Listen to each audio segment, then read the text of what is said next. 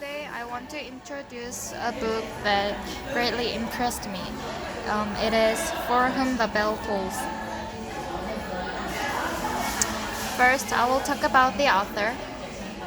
Ernest Hemingway was born on July 21st, 1899 in Oak Park, a suburb of Chicago.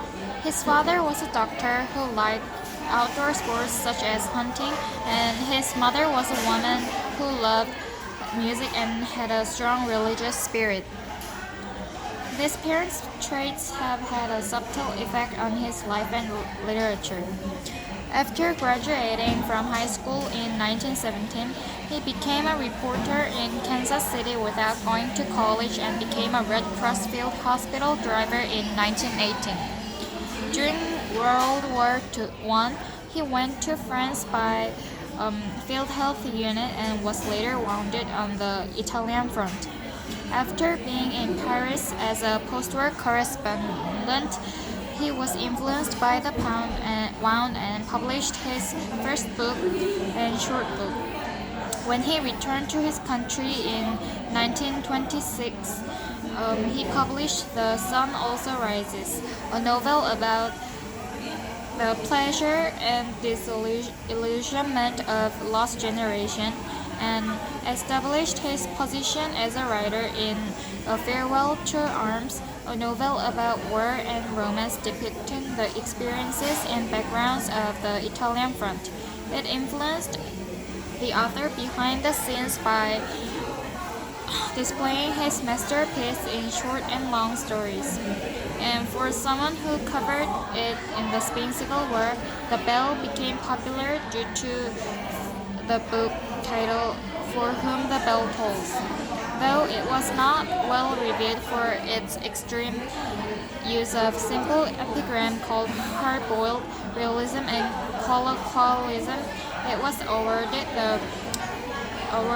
the Pulitzer Prize for The Old Man and the Sea, as well as the Nobel Prize for Literature in 1954.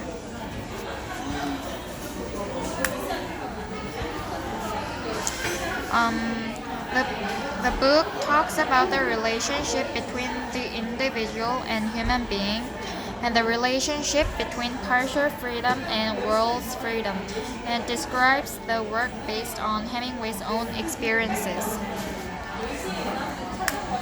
So the summary of the book is really long. Robert Jordan, a young university professor in the U.S., participates in a guerrilla unit under General Pauls of the French anti-French in the Civil War in España and lives in an area of the Zabama Cave south of Segovia. Jordan meets a woman named Maria in a guerrilla unit whose father was a mayor who was shot and raped by a fascist. Maria was rescued by Pablo, the leader of the guerrilla army, but was in a state of mental shock. Jordan and Maria fell in love with each other, and Maria's love with Jordan brought her back from her mental shock.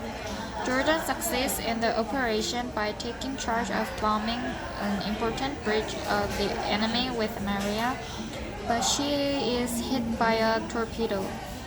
There is a scene in which Jordan persuades Maria to leave when she becomes unable to move due to a serious injury. Jordan remains alone, holding a machine gun and helping his colleagues escape. The work deals with the main character's 3-day experience of carrying out the bombing mission.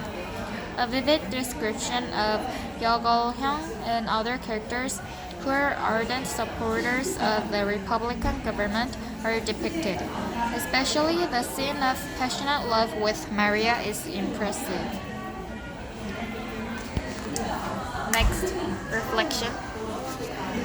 Hemingway, who had a special love for Spain, wrote the novel in the wake of the Spanish Civil War. The Spanish Civil War became the direct background of the For Whom the Bell Tolls. It was written in 1939 when the Spanish Civil War ended and published in 1940s. In 1936, Spain was ruled by a Republican party, but it was a war that escalated into a civil war by revolting the Spanish military, which revolted against Franco. Hemingway joined the Spanish Republican Party against fascists and was wounded in direct combat. Hemingway is an ambulance driver and is bombarded and wounded. Next, death. The main concern of the novel is death. As soon as Robert Jordan was appointed to blow up the bridge, he knows he may not be able to survive by blowing up the bridge. The leaders of the Republican guerrilla band, Pablo Pilar and El Sordo, see the potential. Almost all of the main characters in the book think of their own death. Before the operation, Pilar reads Robert Jordan's poem, says it refuses to comment on what she saw, and exemplifies his sudden death. The novel is full of camaraderie and sacrifice in the face of death. Robert Jordan and Selmo and others are ready to do as well, ready to do as all good people should. In other words, to make the ultimate sacrifice. Repeated hugging gestures reinforce this close bond when faced with death. The incident involving Joaquin's family's death is an example of the theme, where his colleagues now hug him and console him, saying they are his family. It is the love of the land of Spain that surrounds this love of comrades, place, sense, and love of life itself are both expressed at the beginning and the end of the novel as the bottom of the pine tree. Robert Jordan waits to die, feeling his heart hitting the pine tree bottom of the forest. And my opinion is the book was very interesting, and it was really dreadful to imagine the scene of the wars, and I am very thankful to my life because I don't have to experience the war, and I really live happily. Thank you for listening.